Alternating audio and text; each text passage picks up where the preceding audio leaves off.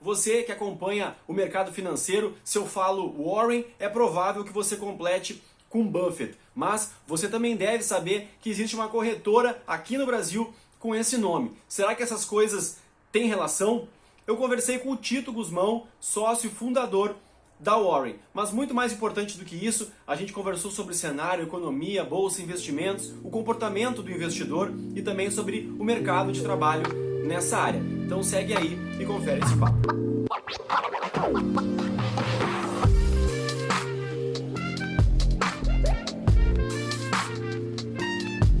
Olá pessoal, tudo bem? Eu sou o jornalista Gabriel Dutra, vamos juntos aqui para mais uma entrevista e hoje a gente vai bater um papo sobre mercado financeiro, sobre investimentos com o Tito Guzmão, ele que tem 20 anos de experiência aí no mercado, é CEO e sócio fundador da gestora e corretora de investimentos Warren, mas eu também quero aproveitar ele aqui para falar sobre mercado de trabalho, sobre carreira, comportamento do investidor e outros assuntos. Então, primeiramente, seja muito bem-vindo e muito obrigado pela presença, Tito. Valeu, Gabriel. Muito obrigado aí pelo convite. Legal, cara. Quem acompanha aqui o canal sabe que eu gosto sempre de começar com uma pergunta assim que eu chamo de explosiva para botar fogo no papo logo. Eu quero saber mais da tua trajetória aí da Warren em si, de bolsa, passar ponto a ponto.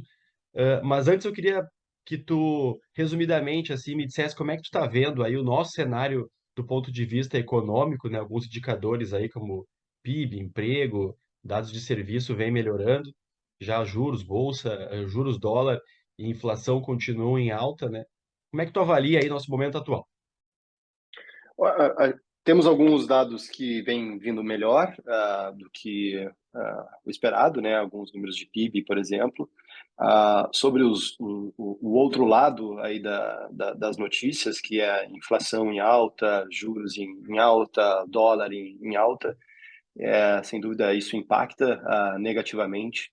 É, mas o mundo todo está vivendo isso, né? Acaba que tivemos aí a tal o avião cair, você precisa de diversos fatores, né? E é isso que aconteceu no mundo. A gente teve uma pandemia e logo, sem sair dela ainda, logo começou a crise na Rússia. A Rússia é um dos maiores países fornecedores de energia para o mundo, né? Então, pô, existe toda agora por si só, a crise na Rússia já causou desastre em diversas áreas, mas agora a gente vê mais turbulência ainda com os russos cortando, eventualmente, distribuição de energia, né, de gás natural para países europeus. Então, toda essa instabilidade, ela acaba impactando o mercado como um todo. A inflação que já vinha com reflexo da própria pandemia, né? Muitas indústrias tiveram lá no início da pandemia ou provedores de serviços dos mais diferentes possíveis tiveram que diminuir a sua produção ou eventualmente algumas delas tiveram que fechar e aí depois acabou que muitos produtos ou eventualmente partes para construção de outros produtos acabaram faltando, matérias-primas faltando, e aí com demanda que voltou a crescer, se existe muita demanda e oferta baixa, os preços sobem, tão simples quanto isso. Então, a gente teve um reflexo ruim da pandemia, não só na vida das pessoas, na saúde das pessoas, mas nos negócios e na escassez de alguns dos produtos e que vieram fazer a inflação subir fortemente, e conectada a ela, logo veio aí a crise na Rússia, são fornecedores de insumos, de matérias-primas muito importantes e de energia muito importante para o mundo como um todo. Então, infelizmente, a gente está passando, o mundo todo está passando por um turbilhão muito ruim, mas com o tal e principalmente os brasileiros, né, sempre com a esperança lá no final do arco-íris, é que as coisas vão melhorar no futuro. A crise na Rússia ainda segue bastante incerta, mas a pandemia, não dá para se dizer que é uma página virada, mas quase isso. Então, aos poucos, aí, a economia no mundo vai se adaptando e a economia brasileira também. Então, por isso, a gente já tem alguns sinais de melhora, desemprego diminuindo. Nos Estados Unidos, desemprego diminuindo fortemente. Então, a gente vai voltar aí para os trilhos que a gente estava, inclusive, antes da pandemia, né? Os próprios Estados Unidos, fugindo um pouco aqui do Brasil, estava no menor patamar de desemprego da história do país antes da pandemia. Então, as coisas devem voltar aos trilhos. Perfeito. Quem nos acompanha aqui, lembro sempre que se inscreva aqui no canal, ative as notificações e me segue lá no Instagram e no Twitter. Os links vão estar aqui na descrição. Quem acompanha o mercado aí certamente conhece, né, a Warren. Queria que tu apresentasse ela também melhor para a gente, mas antes de falar dela especificamente, queria que tu falasse também um pouco da tua trajetória, né? Tu é formado em marketing, é isso? Como é que tu foi parar aí no mundo dos investimentos, passagem por outra corretora e a ideia da criação da Warren? Eu sempre fui apaixonado aí por finanças e investimentos. Eu costumo brincar que isso aconteceu porque eu nunca ganhei mesada dos meus pais, e não que eu precisasse sustentar a minha família, família de classe média e tal, mas desde pequeno eu tive essa educação financeira em casa, do tipo, quer comprar um chocolate na padaria lá com os meus 8, 9 anos? Legal. Ganha dinheiro e você compra com o teu dinheiro. Então, mas como é que eu ganho dinheiro? Olha, vai cortar grama aqui e a gente te paga um pouco. Vai lavar o carro do vizinho e você vai ganhar uma graninha. Então, esse foi o início aí da minha vida com relação a finanças e também ao trabalho, né? E eu sou viciado em doce, eu sempre comprava e sempre compro até hoje qualquer chocolate ou doce ou qualquer coisa que eu encontro em padaria que seja com açúcar, mas desde pequeno eu já tinha esse respeito com relação a, pô, se eu vou gastar isso, isso não está caindo do céu, está vindo de um esforço, de um tempo que eu gastei para ganhar esse dinheiro. Então, acho que eu sempre fui moldado com relação a ter respeito com o trabalho, respeito com o dinheiro. Os meus pais me pagavam muito mal, eu tentava arrumar outras formas aí de conseguir, né, o meu dinheirinho, vendia coisas na escola e tal. E aí, desde pequeno, comecei a empreender e gostei do game de empreender, né? Tive alguns negócios. E aí, desde o início, quando você empreende, você cruza, cabeceia, faz o gol, defende. E por isso que hoje eu acho que eu incomodo tanta gente aqui na Warrior. Hoje é uma empresa de 700 pessoas, com diversas áreas, e eu fico muitas vezes provocando áreas diversas, porque lá, desde pequeno, como empreendedor, eu tinha que fazer absolutamente tudo. E aí, então, fui empreendendo, fui ganhando dinheiro, e aí eu queria investir bem o dinheiro que eu ganhava, e o banco, na época, não ajudava, até hoje não ajuda. E aí eu fui meio que virando autodidata de investimentos. Era numa época, estou falando de 25 anos atrás, numa época que não existia YouTube, nem toda essa quantidade gigantesca que existe hoje dos influencers digitais de finanças e que fazem um trabalho é, fantástico, né? Aqueles que fazem para o bem, claro que tem os que fazem também para o mal, nos esquemas de pirâmide, mas enfim, a gente pode entrar mais para frente sobre esse ponto. Então, o que aconteceu foi comprei todos os livros que podia sobre investimentos, para aprender a investir, investia bem o dinheiro para mim, e aí naturalmente os amigos começavam a perguntar, e aí eu meio que virei o guru de investimentos para os amigos. Então, pô, tá no churrasco lá com os amigos, sobrou um dinheiro, como é que eu invisto? Fala com aquele nerd lá, que está lá no canto, no caso eu, que ele vai te ajudar. E aí, aos poucos, então, comecei a ajudar as outras pessoas, construí um clube de investimentos, e aí é, acabei caindo de paraquedas aí meio que sem querer nessa empresa de investimentos que eu não cito o nome porque é concorrente hoje, mas é uma corretora cujo nome é formado por duas letras. Eu entrei, era uma empresa super pequena, era um agente autônomo de investimentos conectado a outra corretora, e aí, pô, foi super legal, porque eu recebi o convite para entrar na empresa, era empreendedor na época, tinha duas empresas pequenininhas, e aí a minha carreira de empreendedor foi pausada para entrar nessa empresa, e que foi uma escola gigantesca, aprendi demais, eu tive a oportunidade de empreender dentro da empresa, o que é muito legal. E aí, ah, no início no Rio Grande do Sul, depois a empresa toda mudou para o Rio de Janeiro, foram 5, 6 anos no Rio, depois mudou toda a empresa para São Paulo. Eu morei mais ou menos um ano em São Paulo, e daí depois eu fui para Nova York para a, a operação dessa empresa, para oferecer acesso offshore a brasileiros, né? Um mundo que hoje está bem difundido, né? Com algumas plataformas oferecendo acesso lá fora. Quando eu fui era 2012, mais ou menos. E aí fiquei 3 anos lá, em Nova York. E quando eu fui também em 2012, eu me deparei com uma palavra que está super na moda hoje, que são as fintechs, empresas usando tecnologia para resolver problemas conectados a dinheiro. Para ser honesto, eu já não estava mais querendo trabalhar nessa corretora de duas letras, já estava querendo, o bichinho de empreender já estava me chamando. Tinha algumas coisas de cultura que não eram a cultura que eu gosto, enfim. E aí, depois aí de um tempo, eu saí dessa corretora para montar lá nos Estados Unidos a Warren.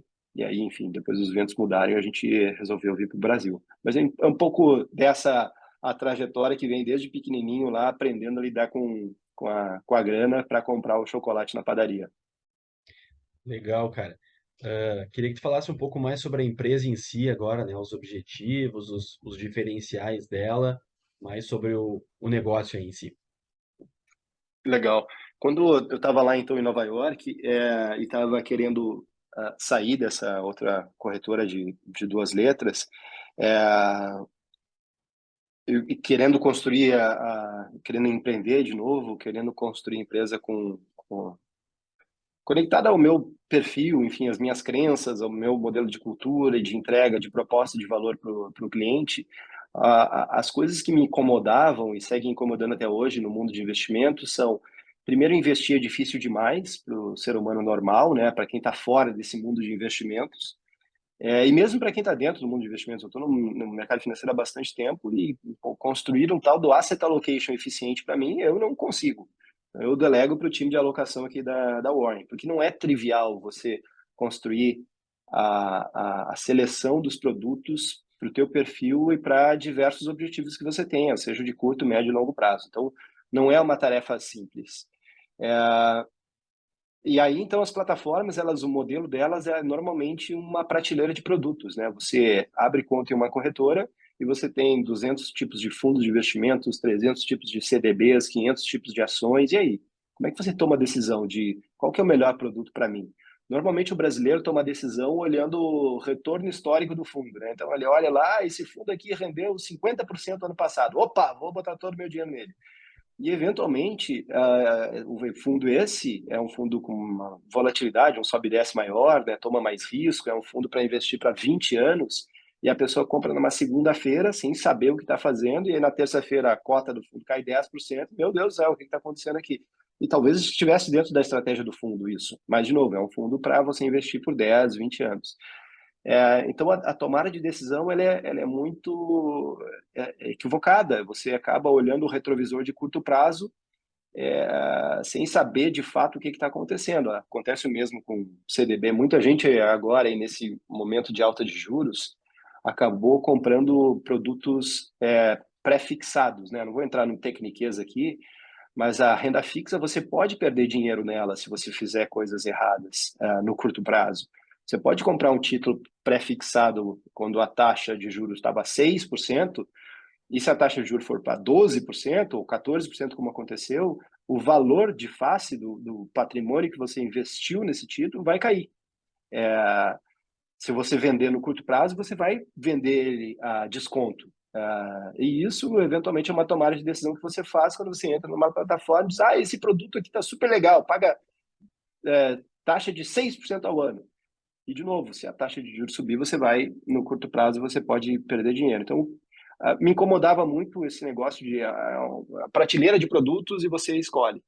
E aí algumas pessoas tomam por si só decisões erradas ou então delegam a decisão. Pô, mas então, de fato, eu não sei o que fazer, eu vou delegar.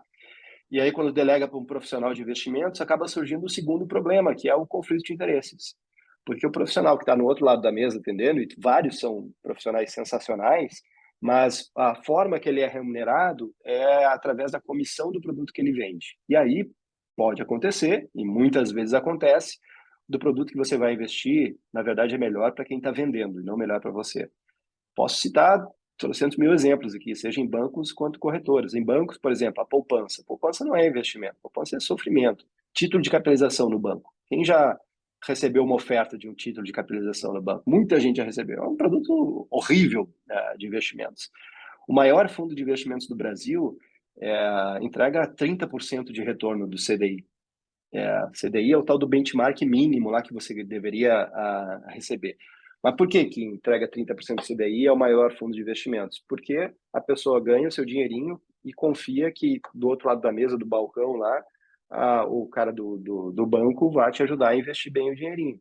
Mas ele não vai, porque ele está alinhado lá, e nem é culpa do gerente do banco, tem a meta lá que ele recebe da diretoria e tal, que ele tem que empurrar os produtos que pagam mais rentabilidade para o banco, para a instituição financeira. E aí, se você sai do banco e vai para as corretoras, é a mesma coisa, só que com um discurso mais rebuscado, com gelzinho no cabelo, com um terno mais caro e tal. O cara vai te oferecer o COI. Pô, quem já investiu em COI, 99% dos casos, segundo a FGV, investiu em produto muito ruim. É um estudo feito aí há 2 anos atrás. Mas por que que é tão vendido? Porque quem vende o COI ganha 5 a 10% de comissão na cabeça na hora de vender. Então, ele vai ligar para você para fazer uma venda, o profissional de investimentos, e vai dizer: pô, Gabriel, acabou de sair aqui o COI duplo twist carpado, você ganha se sobe tanto, você não deixa de perder, se não sei das quantas. É um ótimo produto para você. Cara, Gabriel, você não entende nada de investimentos. Você é um designer, é um arquiteto, é um médico, enfim, independente da tua profissão, você é bom na sua profissão e você confia que a pessoa que está do outro lado da mesa vai te ajudar nesse universo cheio de sobrediretrizes que é o mundo de investimentos. E você diz, é o melhor produto para mim? Pô, então vamos lá, vamos comprar. Cara, e você está confiando numa relação que, na real, é uma relação que está distorcida aí, porque eu estou te oferecendo um produto onde eu estou ganhando a comissão maior por te oferecer esse produto. Então, eram as coisas que me incomodavam. E aí, eu, junto com os outros fundadores e o time todo da Warren, a nossa proposta na Warren é resolver essas duas dores. Entregar um mundo de investimentos descomplicado, leve, fácil, só que não é para confundir fácil ou simples com simplório, muito pelo contrário, você vai investir nos melhores produtos do mercado, mas com uma experiência amigável. O que a gente defende aqui o que a gente quer entregar para as pessoas é paz de espírito. Deixa que a gente cuida dos teus investimentos para que você seja a tua melhor versão, cara. Para que você faça os podcasts mais legais, para que você cresça a tua carreira como empreendedor, como executivo, que a gente está tomando conta dos investimentos para você. E aí, como é que é na prática essa descomplicar? A tomada de decisão do investidor dentro da Warren não é, vou comprar o CDB do Banco ABC, o fundo Alaska Black. A tomada de decisão é, para que você quer investir? Quais são os teus objetivos? Pô, eu quero investir porque eu quero ter uma reserva de curto prazo para, caso alguma coisa aconteça aí, eu aciono essa reserva ao invés de ir para o cheque especial lá pagando 20% de juros ao mês. Legal. E eu quero investir porque eu quero ter uma liberdade de longo prazo para acumular uma grana, para no futuro eu ter um patrimônio do qual esse patrimônio eu vou é, ter a minha vida, enfim, vou me mudar para Floripa, para viver na praia e por aí vai. Então é muito mais fácil você encontrar pessoas que têm sonhos, que têm objetivos, ou meu objetivo é mandar os meus filhos para a faculdade, ou fazer um mochilão na Europa, enfim. É muito mais fácil você encontrar pessoas que têm sonhos do que as pessoas que sabem a diferença entre o CDB, ou o fundo, ou a ação Petro 13 e Petro 4. E aí, mas como é que a gente resolve o segundo problema, que é o conflito, né? Que é, beleza, então a gente toma conta dos investimentos das pessoas para entregar paz de espírito para elas. Legal. Pô, o nosso modelo de remuneração é diferente. Ao invés da gente ganhar uma comissão embutida nos produtos, a gente cobra um FII transparente das pessoas, 100% alinhado com as pessoas, via de regra 0,7% ao ano, que também é mais barato que as outras corretoras, mas não é esse o nosso call principal. O qual cara, a gente cobra 0,7 para gerir o teu patrimônio, e aí as comissões que a gente recebe dos produtos que a gente indica, que a gente coloca nos teus objetivos, a gente devolve ela 100% para as pessoas. Então, na hora de selecionar lá o CDB do Banco ABC ou o fundo Alaska Black, como a gente não ganha comissão nesses produtos, a gente vai selecionar de fato os melhores produtos para as pessoas. Poxa, Tito, vocês estão inventando a roda no modelo super legal e alinhado com o cliente? Na real, não, viu? Para ser honesto, é assim que os super ricos investem. Nesse modelo, os nomes chiques são family offices, casas de wealth management, fundos exclusivos e por aí vai. E quando eu falo super ricos, estão neles, por exemplo, os donos das maiores corretoras do país, que não investem através das corretoras deles, os donos dos maiores bancos do país, que não investem através dos bancos deles, eles investem nesse modelo da Warren. É mais ou menos assim, você fabrica uma água, é uma água meio sujinha, e essa água você vende para os outros. A água que você bebe é aquela exclusiva que está lá na geladeira. O que a gente fez foi pegar essa água exclusiva que está lá na geladeira e entregar para todo mundo. Beleza. Eu peguei um trecho das suas redes sociais lá que tu falava exatamente isso sobre, né, dos motivos que fez fundar a empresa, que era não ter esse conflito de interesses e que investir não precisava ser um sinônimo de ansiedade, né? E lá pelas tantas também tu disse que um outro lema teu é que a pessoa fique rica devagarinho, foque no longo prazo e não perca os seus objetivos. Queria que tu falasse um pouco disso também, dessa importância de manter a calma, focar no longo prazo e não fazer besteira, não querer fazer para ontem e fazer É. besteira. É que eu adoraria passar a mensagem aqui, Gabriel, no podcast contigo e nas redes sociais cara, a Warren vai transformar R$ 100 em 1 milhão em uma semana. Certamente eu teria mais seguidores, certamente as pessoas iam adorar, iam mandar e-mail e iam mandar dinheiro para a Warren e tal. Mas eu sinto muito, a Warren não vai fazer isso. E a notícia ruim é 100% dos casos de quem oferece isso nas redes sociais ou batendo a porta aí na tua casa, 100% dos casos, em 100% dos casos é falcatrua. Não existe o ficar rico numa semana, transforma R$ 100 em 1 milhão. Não existe em lugar nenhum. Talvez vendendo drogas aí, vai. Mas investindo, não. Então, ah, o ficar rico devagarinho é a verdade. Não tem fórmula milagrosa de ficar rico. A fórmula milagrosa de ficar rico, se ou você nasceu em um berço de ouro e aí o seu pai era rico, ótimo, enfim, sem julgar ninguém. Mas se você está saindo do zero e você quer ficar rico, a fórmula milagrosa é você trabalhar muito. A fórmula milagrosa é você conseguir sobrar mais do que gasta no mês, porque também não adianta ser um médico e ganha R$ 50 mil e gasta R$ 60 mil. E a forma milagrosa é investida. Então, o que você consegue fazer sobrar em um portfólio bem diversificado, com os melhores produtos, com quem está alinhado contigo. E isso, no longo prazo, vai fazer com que você fique milionário. Então, eu pareço aqui, para quem é mais velho, o tiozão da suquita, né? A mensagem mais chata. Mas é a verdade, é o fica rico devagarinho, cara. Foca no.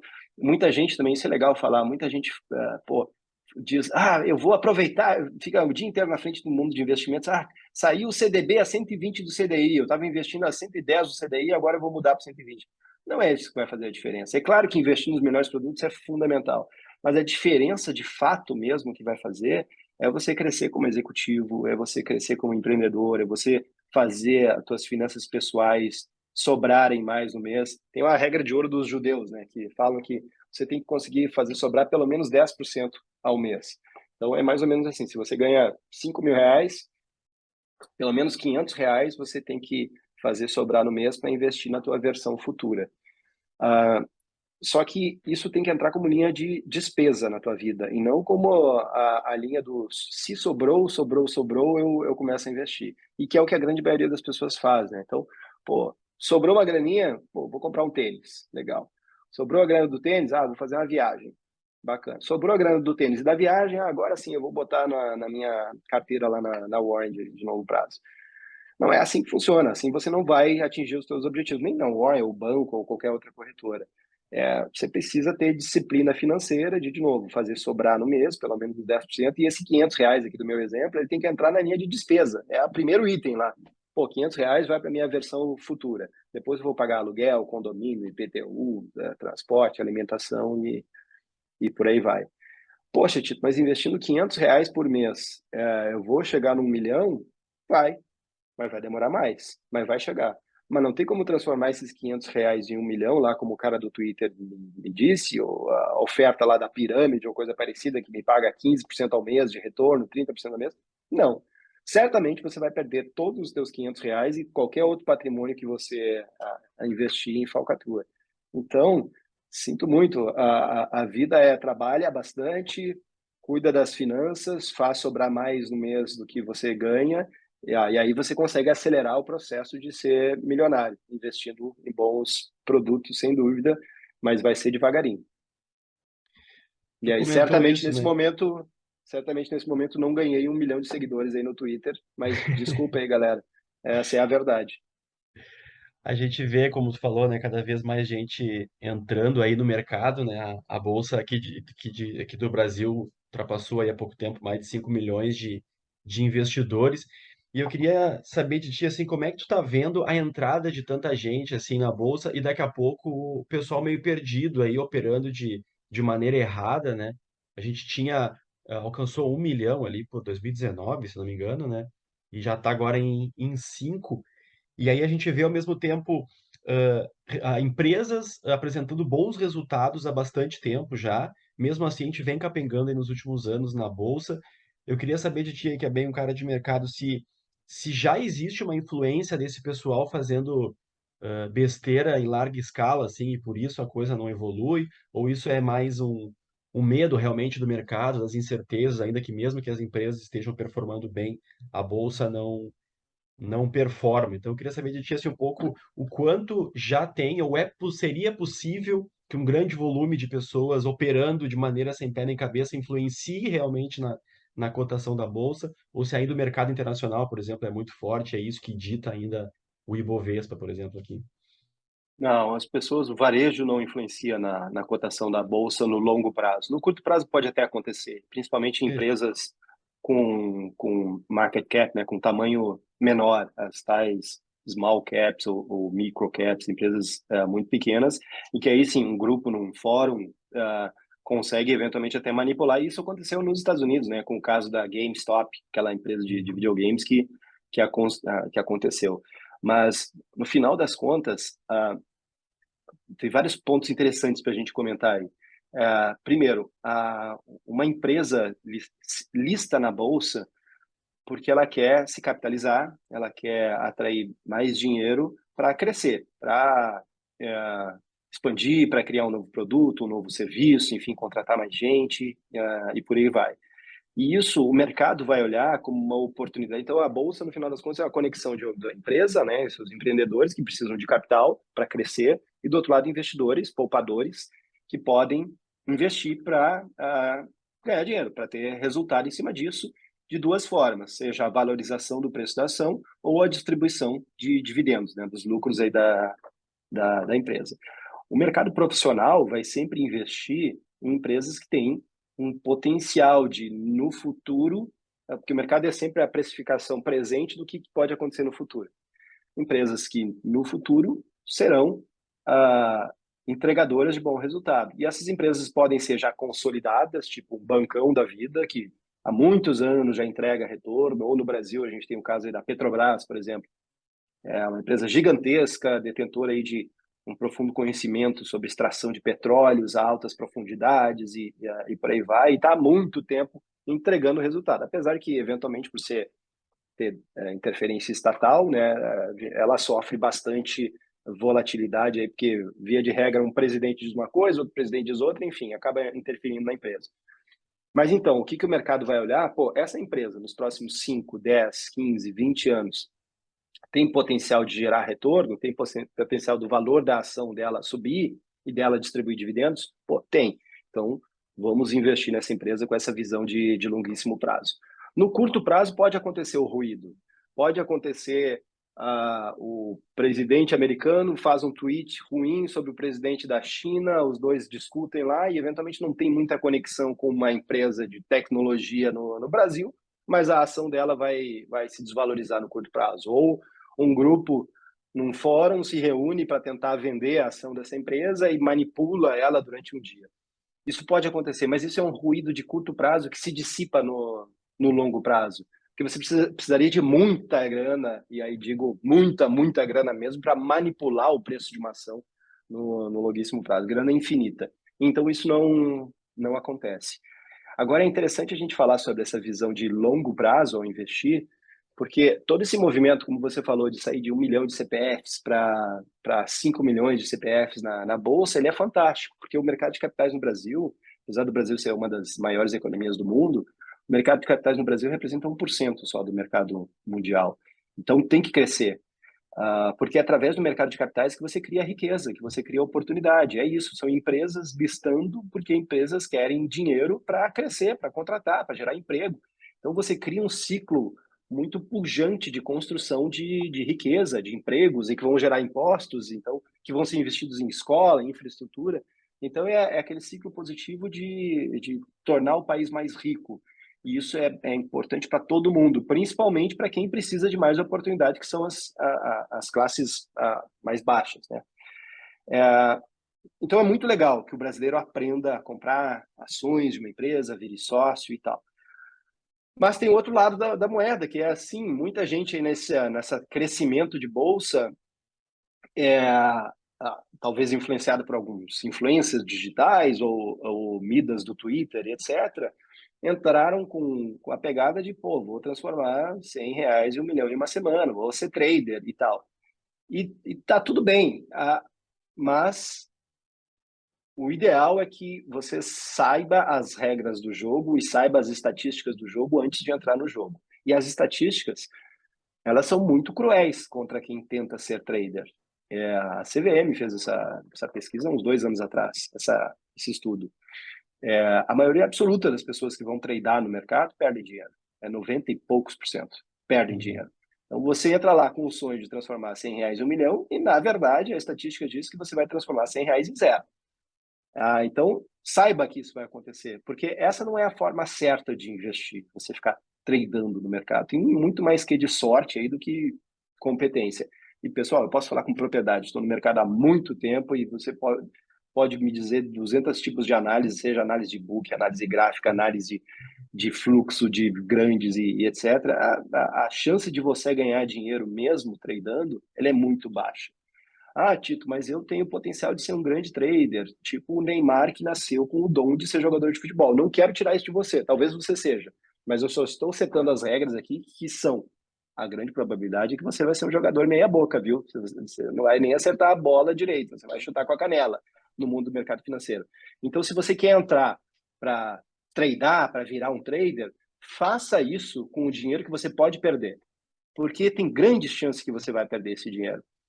É mais ou menos como fazer uma viagem para Las Vegas, para o cassino, e você vai guardar lá US$ 1.000 que você vai gastar na roleta, no caça-níquel e por aí vai, e que você já vai com a cabeça de vai perder. Se você for com a cabeça de vai ganhar, cara, e esses US$ 1.000 é todo o dinheiro que você economizou na tua vida, cara, você vai perder e isso vai trazer um rombo gigantesco na tua vida pessoal. E, de novo, eu posso falar com propriedade por isso, que eu vi muitas histórias de quem empenhou tudo para tradear contratos futuros, derivativos, commodities, ações e tal, e perdeu tudo que tinha, e ainda ficou devendo na corretora.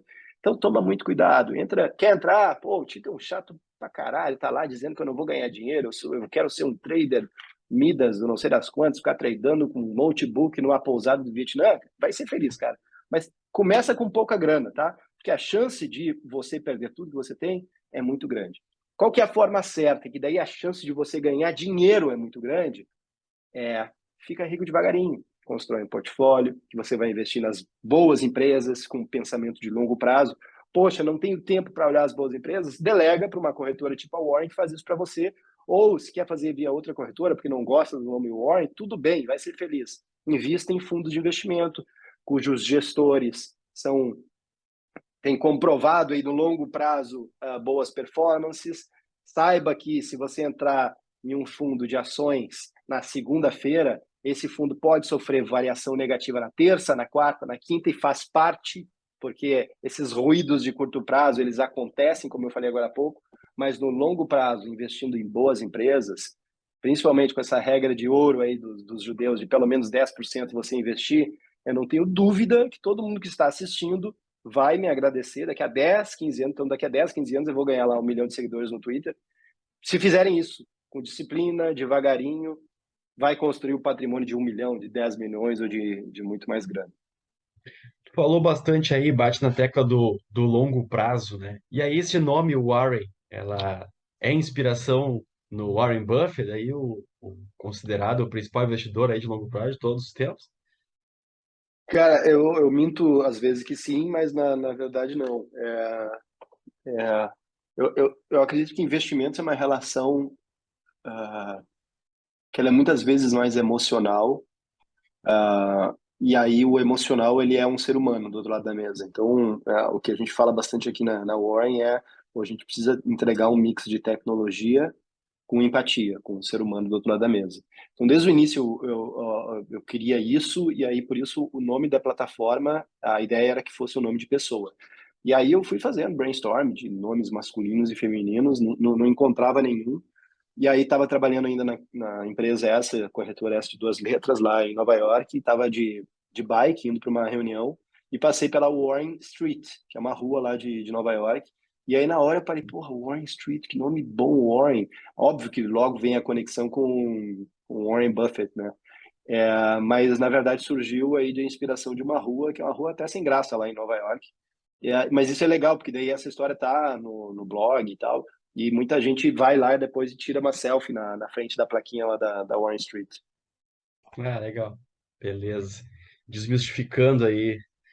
Tu falou também Uhum. ali agora há pouco sobre a alocação, né, de carteira ali, né, querendo trazer um pouco agora para o papo mais de bolsa, assim, certamente é a modalidade, né, que mais atrai o investidor aí.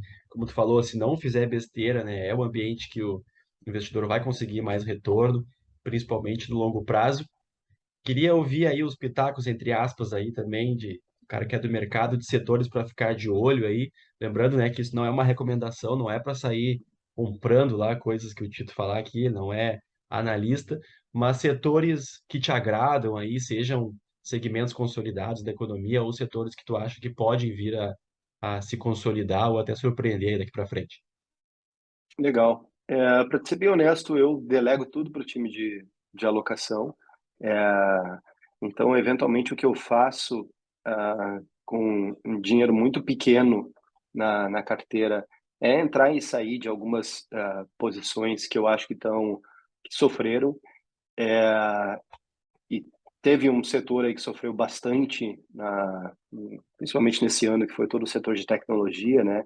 E aí cito inclusive algumas fintechs, algumas que poderiam até ser concorrentes, são concorrentes de certa forma aqui da Warren, e que o mercado jogou para baixo, e que eu aproveitei para entrar. Então, algumas aí do setor financeiro com a bagagem grande de tecnologia, eu entrei um pouco, de novo, com pouca grana, muito mais aí para ser social currency, muito mais para me divertir do que conectado ao patrimônio. O que eu faço na minha vida é delego 100% para o time de alocação da Warren, e aí o time de alocação toma as decisões táticas, né, de alocação. Eu tenho a minha carteira aqui no Brasil e a carteira fora. A carteira no Brasil, ela é, via de regra, 25 a 30% renda variável, e aí dentro de renda variável tem multimercado, e os outros 70%, porque a taxa de juros está alta e tal, os outros 70% em renda fixa. E fora do Brasil, ela é 50-50. Então, 50% renda variável e 50% renda fixa. E lá fora, na renda fixa, tem inclusive alguns papéis brasileiros lá que pagam um yield maior, mas também diversificado em alguns outros locais. Setores, via de regra, e na alocação, ela vai estar balanceada também em diversos setores. Tem os feijão com arroz, né, que são bons pagadores, elétricas, os próprios bancões, né? Tem muitos bancões aí bons pagadores e que são os mais tradicionais. E ali para trazer um pouquinho mais de volatilidade na carteira, um pouquinho mais de risco, sem dúvida, setores de tecnologia são alguns aí que eu gosto bastante de ter na carteira.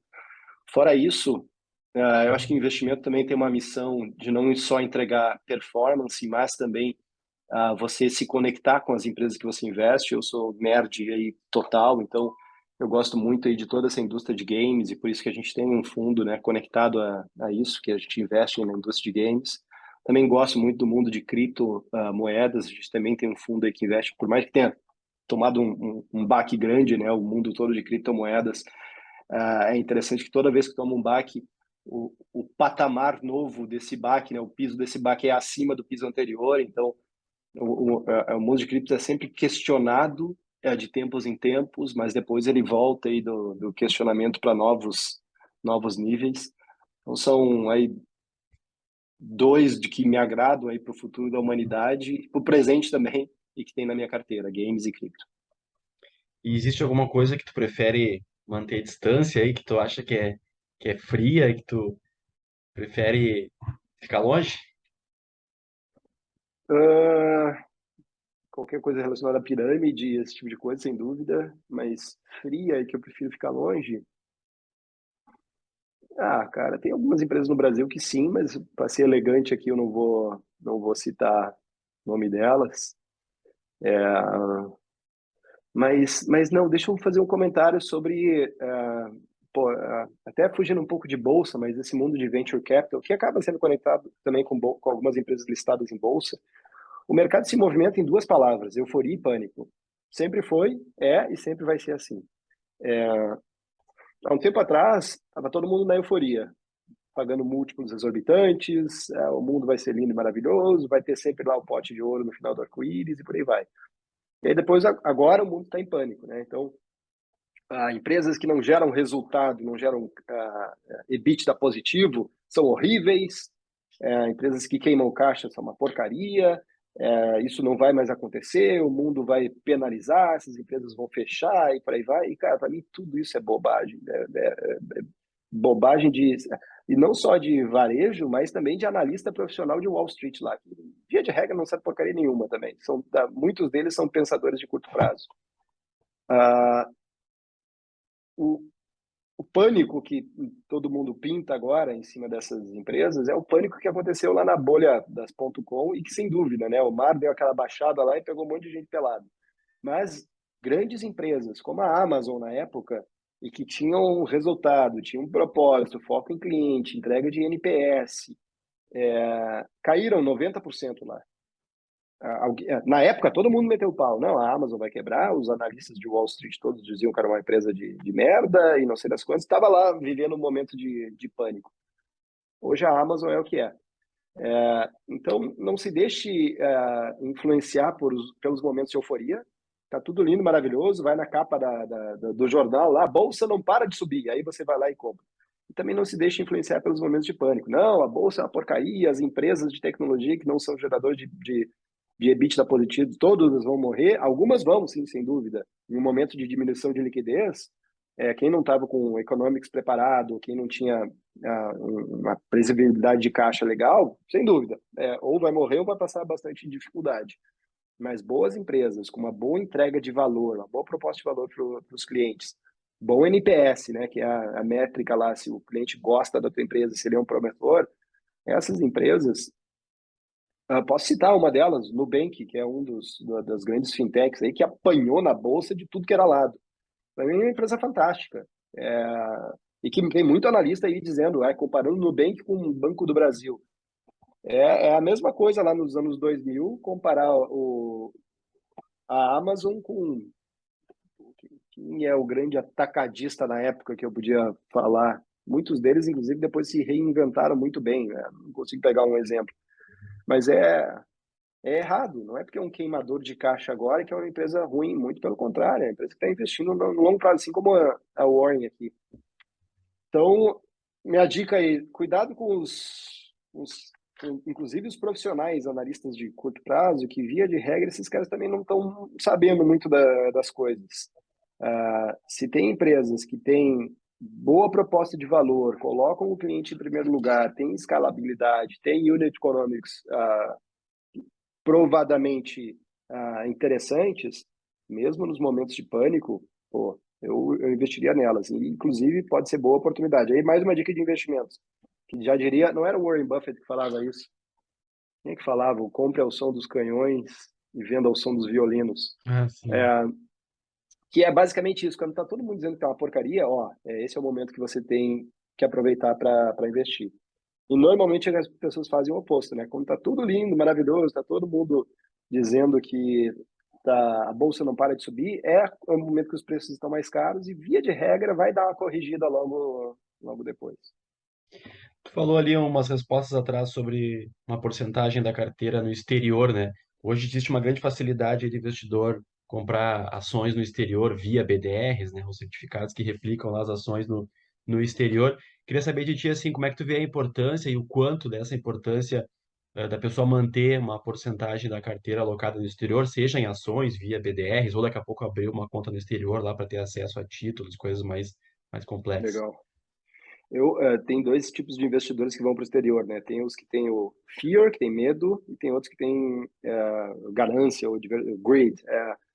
Cara, eu não acho que a gente tem que ir para o exterior por medo do Brasil virar uma Venezuela ou coisa parecida. Isso é mais discurso eleitoral da galera de extrema direita do que qualquer outra coisa. O Brasil não vai virar uma Venezuela, esqueçam. Né? Por mais que tenham passado já governos aí de pegada mais de esquerda, pô, nós somos um país continental, com um parque industrial gigante, enfim, são outros, com uma democracia sólida, então são outros 500. Então, eu sou da vertente do é importante você ter diversificação internacional, porque, de novo, o mercado de capitais é 1% do mercado mundial e você tem muitas empresas que você consegue acessar lá no mercado internacional, que inclusive fazem parte do nosso dia a dia. A gente está fazendo reunião aqui usando o Zoom, que é uma empresa listada nos Estados Unidos. Muita gente usa o Google Meets, que é listado nos Estados Unidos. A nossa vida é um iPhone ou coisa parecida, que é a Apple listada lá nos Estados Unidos. É a rede social que você depois vai publicar isso aqui, é o Facebook, né, o Instagram e por aí vai. Então, são empresas que fazem parte do nosso dia, não são distantes do nosso dia a dia e que a gente pode ter acesso, seja via BDR aqui no Brasil, como você bem falou, ou seja via diretamente uma corretora que dá acesso lá fora. Então tem o que aí de diversificação de patrimônio que é super importante você acessar. E se você para olhar, o argentino é um investidor global, o venezuelano é um investidor global, né? A maioria dos venezuelanos tem grana nos Estados Unidos. O colombiano é global e o brasileiro é o investidor local. Então, entregar a globalização é algo super interessante aí para entregar mais performance e diversificação para os brasileiros. Perfeito. Te aproveitando aí como gestor também, queria falar um pouco de mercado de trabalho aí para o pessoal que também tem interesse ou que já trabalha com o mercado financeiro, né? A gente vê crescendo as oportunidades aí em diversos postos, né, nesse segmento, seja a carreira de assessor, especialista, analista, outras posições ali. E como tu falou, em momentos de otimismo, cresce o número de investidores e a demanda por profissionais também vai crescendo, né? Então, eu queria que tu fizesse um balanço aí, tu que está completamente imerso aí no mundo, de como é que está a demanda por novos profissionais e as perspectivas aí de quem tem interesse em enveredar aí por essa área. Eu sou suspeito, é um mercado apaixonante, né? Você está lidando de um lado com a economia do mundo, né, com empresas sendo listadas e você entendendo as dinâmicas do que é uma taxa de juro, que inclusive o Banco Central Europeu subiu taxa de juros agora na última reunião. Pô, que impacto tem isso com o mundo, com a nossa vida, com o preço do pãozinho que a gente vai comprar na padaria depois? Empresas sendo listadas, ontem a Amazon anunciou aí os novos iPhones e tal. Tudo isso é muito interessante, né? Tem muito conteúdo legal para absorver. E do outro lado, se ajudar as pessoas a atingirem os sonhos delas, os objetivos delas, não que dinheiro seja a principal missão, mas ele sem dúvida pavimenta o caminho para encontrar a felicidade, vai. Então você ajudar as pessoas a investirem bem, a atingir os seus sonhos, a mandar o filho para a faculdade, a ter uma aposentadoria tranquila e por aí vai, é super recompensador. É, algumas vezes eu faço esse discurso aqui na One que o nosso sonho aqui, o nosso objetivo é ajudar as pessoas a atingir os sonhos. Pô, que merda o cara que trabalha numa empresa de cigarros, né? Porque bate meta e mais gente vai ter câncer. Aqui a gente bate meta, mais gente vai, cara, vai viajar para Europa, vai mandar o filho para faculdade, vai ter uma aposentadoria e por aí vai. Então, pô, é super gratificante trabalhar no mercado financeiro que tem esse potencial de ajudar as pessoas. Então, se você está ouvindo aí, está com dúvida se vai ou não vai, a minha dica é, pô, se você gosta de relacionamento com pessoas, gosta de matemática, gosta de entender no mundo, vai e tem um caminho aí de ser assessor, né, o consultor de investimentos, que é fantástico. Você é mais do Excel, da análise, não gosta de pegar no telefone e falar com seres humanos, pô, vai também, que tem muito espaço aí, seja em áreas operacionais, back-office, risco, gestão e por aí vai no mundo de mercado financeiro. E é um mercado que vai crescer cada vez mais. A gente só está dando os primeiros passos, apesar de ter plataformas super bem consolidadas, mas a maior parte da grana dos brasileiros ainda está mal investida em 5 bancos. A poupança, por exemplo, tem mais de R$ 1 trilhão. Produtos de previdência oferecidos nos bancos, 90% deles não batem o CDI, tem mais de R$ 1 trilhão. Então, é, nos Estados Unidos, se a gente olha a indústria, 90% do dinheiro dos americanos está investido em plataformas de investimento. 10% só está nos bancos. No Brasil é praticamente o oposto. Então tem um espaço gigante para crescer aí nesse universo. Então, se você gosta, vai. E aí, obviamente, a minha sugestão é vá para o modelo alinhado com o cliente, que esse é o futuro da indústria, sabe? Mas eu vou lá porque eu recebi o canto da sereia de trabalhar lá no escritório e tal, e os caras têm uma fabriquinha, uma esteira, mas no final das contas eles vendem COI, vendem CDB de vencimento 5 anos na segunda-feira e trocam por outro na quarta-feira. Cara, não faz o errado. Por mais que a recompensa de curto prazo vai ser maior, o longo prazo não vai ser legal. O médio e o longo prazo não vão ser legais, porque se você tem um mínimo de consciência, né, você vai se sentir culpado ao estar oferecendo os produtos que não são os melhores produtos para as pessoas. Então, vá já num caminho alinhado, que é o caminho do consultor de investimentos, que é o caminho do gestor de carteira, se você está pensando nesse mundo aí de relacionamento com o cliente. Quando a gente vê o mercado em alta, a gente vê que aumenta, né, o número de investidores, aumenta a demanda, né, pelos assessores, pelos especialistas, mas também quando a coisa tá ruim, aí também é que o investidor precisa né, da mão do especialista, do assessor ali, para não enfiar os pés pelas mãos. É Qual isso. é o momento em que o assessor ou o especialista ali mais trabalha? É no momento de alta, de euforia, ou é na podre? São os dois, né? No momento de alta, é segurando as pessoas para não fazerem cagadas, tipo alavancarem ou qualquer coisa parecida. E nos momentos de baixa, ainda mais, que é o momento de dizer: calma, calma, Gabriel, é assim que acontece mesmo. Você tem parte da sua carteira investida em boas empresas sofrem ruídos de curto prazo, mas no longo prazo essas boas empresas entregam um bom resultado. É mais ou menos assim, cara. Imagina que teu amigo te convida, ou não convida, vai, ele tem uma pizzaria e diz, pô, tô precisando de dinheiro aqui para expandir, comprar o espaço do lado, comprar mais pratos e molho de tomate e tal. E, pô, fiz o valuation na minha pizzaria, vale R$ 1 milhão e eu vou vender 20% dela por R$ 200 mil. E você vai lá na segunda-feira e investe. Essa pizzaria não vai te entregar o preço da ação dessa pizzaria na terça-feira não vai estar subindo mais na quarta-feira, na quinta-feira. Você está investindo isso porque você acredita que essa pizzaria vai ter pelos próximos 10, 15, 20 anos boa performance, que você conhece o teu amigo e sabe que ele faz boas pizzas e o bairro adora pizza. Então, é a mesma coisa no mundo de ações listadas, é exatamente a mesma coisa, só que em proporções maiores, né, no mundo de listados do que a pizzaria do teu amigo do bairro. Mas é isso. Então, pô, mas e se eventualmente, sei lá, a prefeitura abrir um buraco na frente da pizzaria e diminuir o volume de consumidores de pizza no mês de outubro? Pô, o faturamento da pizzaria caiu. Você vai vender as suas participações porque isso aconteceu? Não, é o tal do ruído de curto prazo. E que acontece? O que não pode é você começar a acompanhar que no médio prazo, pô, o cara da pizzaria saiu fora, a pizza começou a ficar ruim, começaram a botar produto vencido. Opa, aí acende um monte de alerta vermelho que você tem que sair do teu investimento e achar uma outra pizzaria. Mas o importante é você ter esse pensamento de longo prazo. E aí o assessor ali, o especialista em investimentos do outro lado da mesa, muitas vezes vai trazer essa tranquilidade do tipo, cara, Gabriel, faz parte.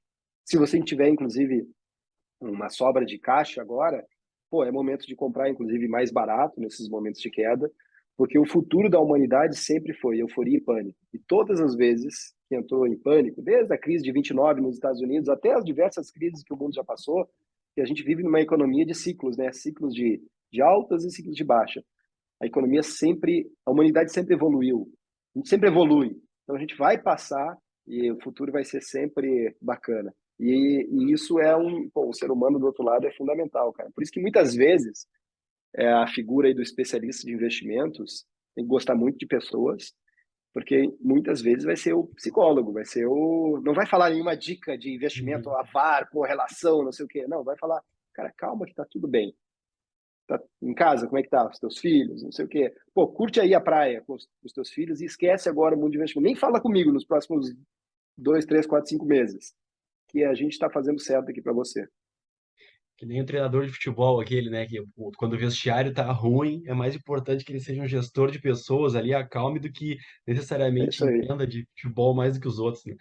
E quando a gente fala também de ruídos de curto prazo aí, né, desse pânico, é igual aquela história de, imagina se a gente tivesse um imóvel, um apartamento e tivesse acesso à cotação diária dele, assim, né?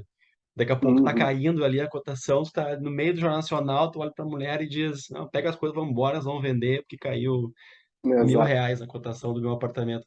E falando desses momentos assim de crise, como é que foi passar pelo período ali de 2020, né? Principalmente com circuit breakers, né? Lockdown, né? Tu que tem uma empresa que o cerne ali tá no mercado financeiro, que é a coisa que ruiu ali, foi uma das maiores quedas que a gente teve aí no século, né?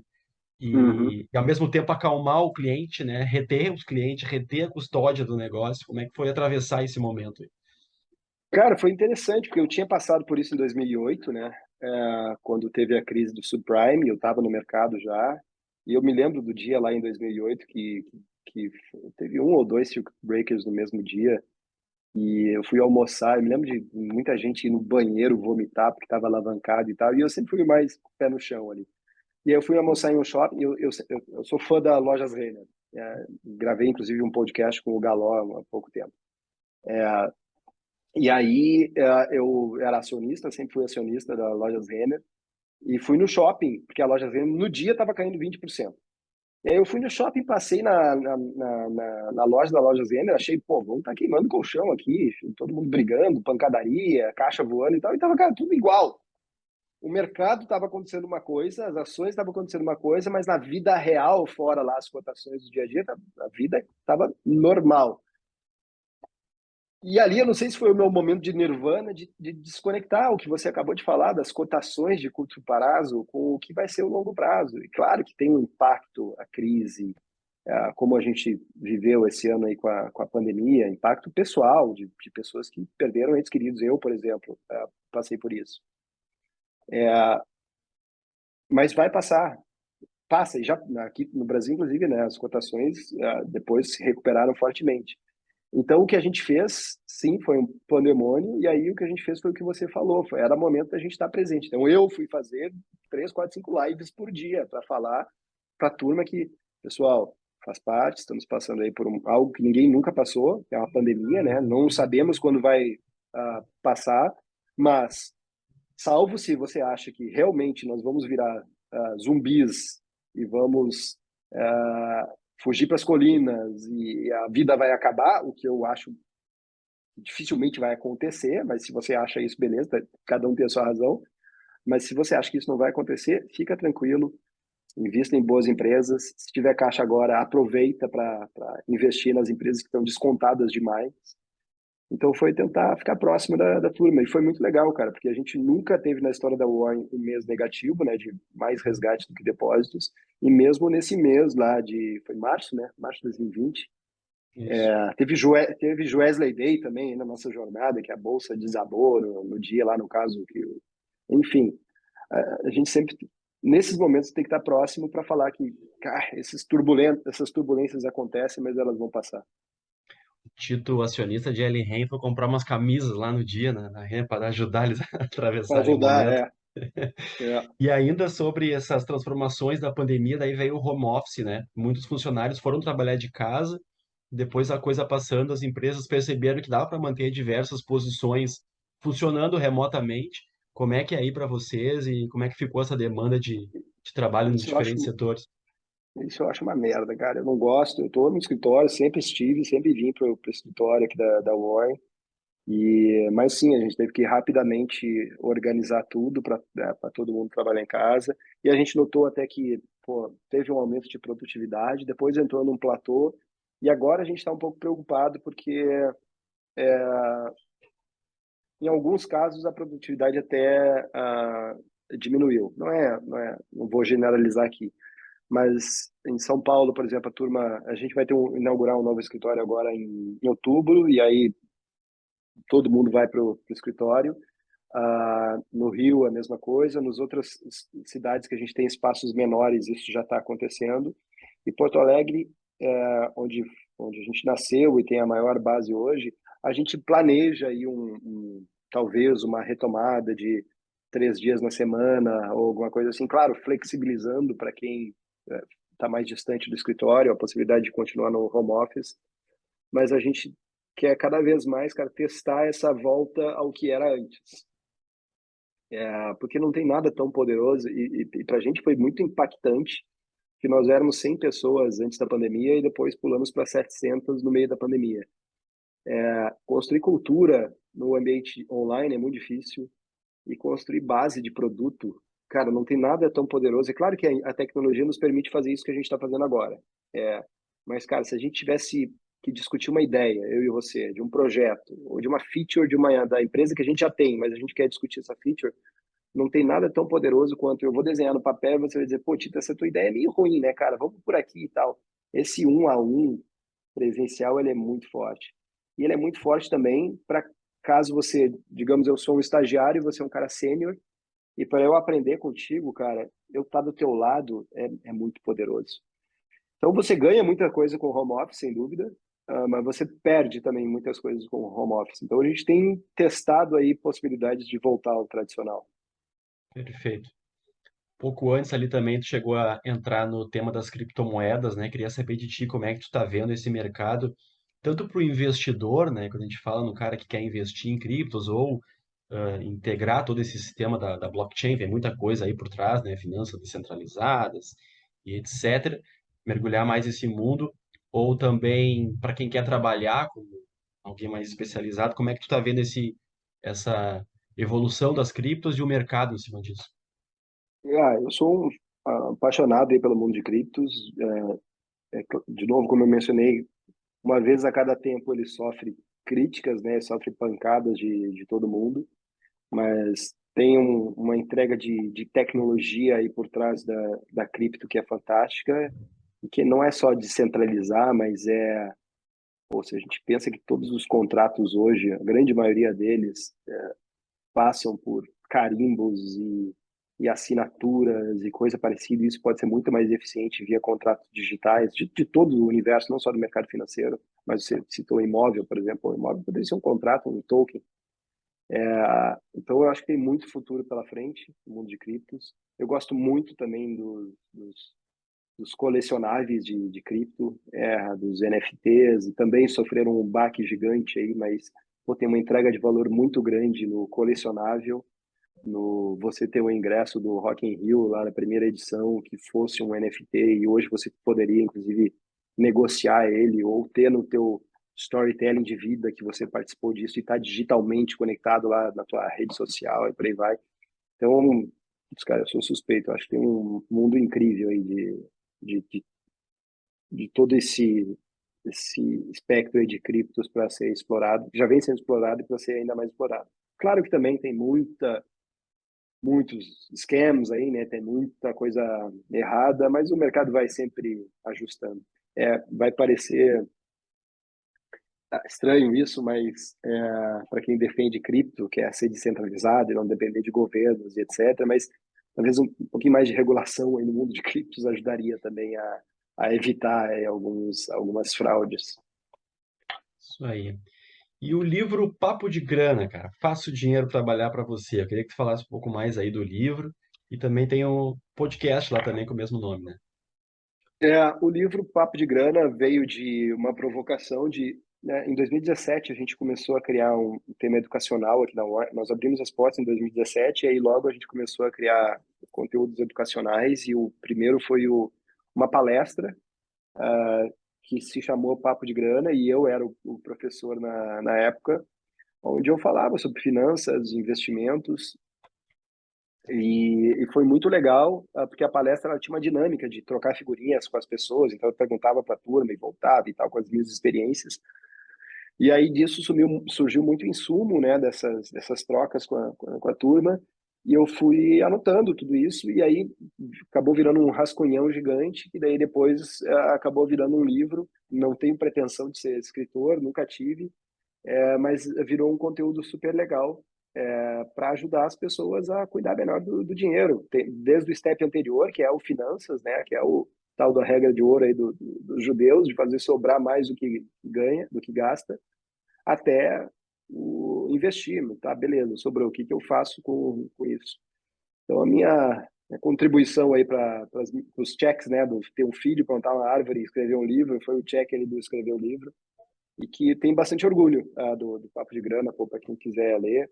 Ah, o royalty é 100% doado para o Instituto Ayrton Senna, então também não tem pretensão nenhuma de ganhar grana com o livro. Foi mais de passar a experiência dessas palestras, deve ter sido o quê? Não lembro mais, mas 50 ou 100 palestras que eu devo ter ministrado aí e que virou esse conteúdo do livro. Beleza. Para a gente já encerrando, então, ali na tua bio do Instagram, quem vai lá te conhecer, vê que tem três tópicos ali, dois que tu já falou: pai feliz, gamer quando dá tempo e músico frustrado. Como é que é essa história de músico frustrado? Não existe músico frustrado, existe músico que não foi profissional, né? Como é que é essa tua relação com a música? Eu adoro música, talvez venha da minha mãe aí, que sempre tentou botar música na minha vida, ela sempre tocou piano desde de pequena. E aí eu, filho rebelde, não fui pro piano, fui pra bateria, então sempre tive banda desde os meus 11, 12 anos. E, e adoro música. Eu brinco que sou frustrado porque não realmente não tive sucesso. Adoraria ser astro de banda de rock and roll, mas não deu certo. É, então por isso sou frustrado. Mas adoro, cara. Quando a oportunidade que eu tenho hoje de tocar bateria são as festas da Warren, né? Porque daí a turma me convida, porque, pô, vou convidar lá o Tito, que é o CEO, então eu tenho um espacinho ali para tocar. Mas nunca mais toquei. Mas na minha época de adolescente já toquei em tudo que era buraco aí possível, e sempre foi bastante divertido. Legal. Cara, queria te agradecer muito aqui pela participação, pela atenção, por todo o papo aí, pelas histórias e conhecimentos divididos. Te deixar à vontade aí se quiser comentar mais algum tema aí que tu acha importante que a gente não comentou. E deixar claro aí tuas arrobas nas redes sociais aí, para o pessoal também conhecer mais do teu trabalho lá e conferir os conteúdos de vocês. Boa. Pô, valeu, o papo foi demais, cara. Pô, a gente falou sobre muita coisa que eu sou apaixonado. Espero que eu tenha ajudado aí quem está do outro lado ouvindo. As minhas redes sociais são Tito C. Guzmão, então Tito C de casa Guzmão, para Twitter, Instagram e LinkedIn, eu não sei se é isso. Mas me encontra lá no LinkedIn, tem bastante coisa que eu posto. E vai meu recado para dois universos aí. Se você quer investir bem, fica rico devagarinho. Pensa no longo prazo. Não cai aí nas ofertas de curto prazo, que são sempre muito mais sexy, muito mais legais do que a mensagem que eu estou dando, mas infelizmente elas não são verdadeiras. E se você quer entrar como profissional para trabalhar, vai também. Tem muita oportunidade, o mercado financeiro vai crescer bastante no Brasil e tem muito espaço para quem quer fazer o certo. Já tem muitos profissionais fazendo certo e vai ter cada vez mais espaço para isso. Então era isso, cara. Pô, Hum, brigadão o convite. Maravilha, valeu. Quem nos acompanhou até aqui, então não se esquece de se inscrever aqui no canal, ativar as notificações para ser avisado sempre que um novo vídeo ou uma nova entrevista for pro ar. Me segue lá no Instagram, segue lá o Tito, procura ele também. Valeu, cara. Brigadão aí. Até uma próxima.